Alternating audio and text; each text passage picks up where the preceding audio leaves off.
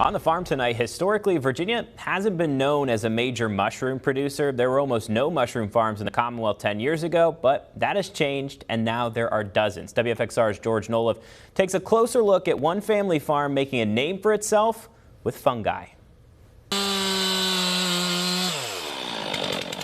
Sometimes you have to do a little logging to be a mushroom farmer.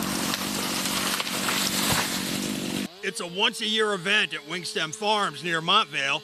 We're looking for anything about 8 inches in diameter and less than that. We cut logs.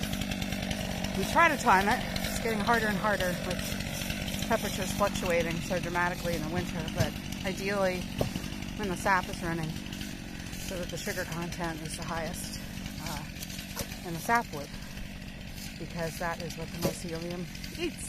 So we are finding healthy red, ideally red or white oak trees that we can cut to the ground and then section up into manageable sizes. A limited number of trees, in this case oak trees because they'll host shiitake mushrooms, are cut down and then chopped into smaller segments. And you drill holes spaced out all the way around the log.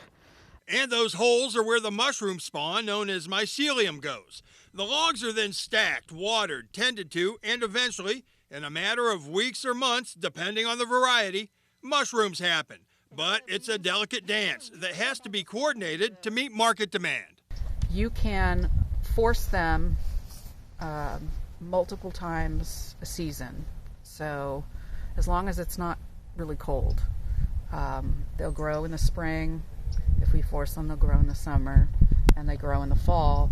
They need approximately, at least 8 weeks of time to rest between forced fruitings. There's sort of a clearing on the other side of these little spreading pines. Okay. Back to the woods. Sustainable mushroom farming also means sustainable forestry.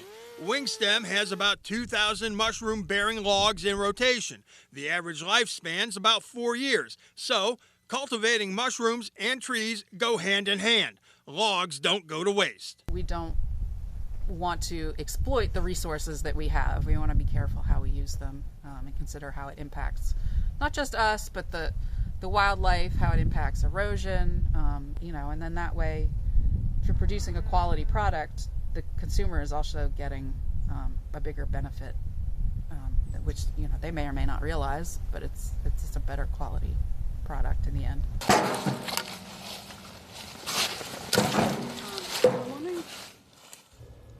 You might have noticed that you didn't see a lot of mushrooms in that story. That's because for growers like Wingstem, this is not the season for them to produce, or fruit, as you'll hear mushroom growers call it. Wingstem has agreed to let us follow the progress of the upcoming crop. So in the months ahead, I'll bring you updates on the process. All right, is there a place where you can buy these mushrooms? Absolutely, Drew. In fact, I've got a pack of them here. These are dried. You can actually buy these online right now from Wingstem at their website. They also participate in the Grandin Village Farmers Market, and they're part of Edible Goose Creek CSA. You can also contact them directly. I have links to Wingstem and to Edible Goose Creek in my story on the On the Farm page of our website, WFXRTV.com. Have you tried them yet? Oh man, they're excellent. Yeah, I tried, we did a segment yesterday morning on Good Day Virginia. Yeah. We used some of their mushrooms in a cheesesteak we did. We also used it in some braised beef. I'll tell you what. You treat the morning people a little nicer than you treat us. Well. Next time. Thank you, George. Thank you. All right, taking a live look at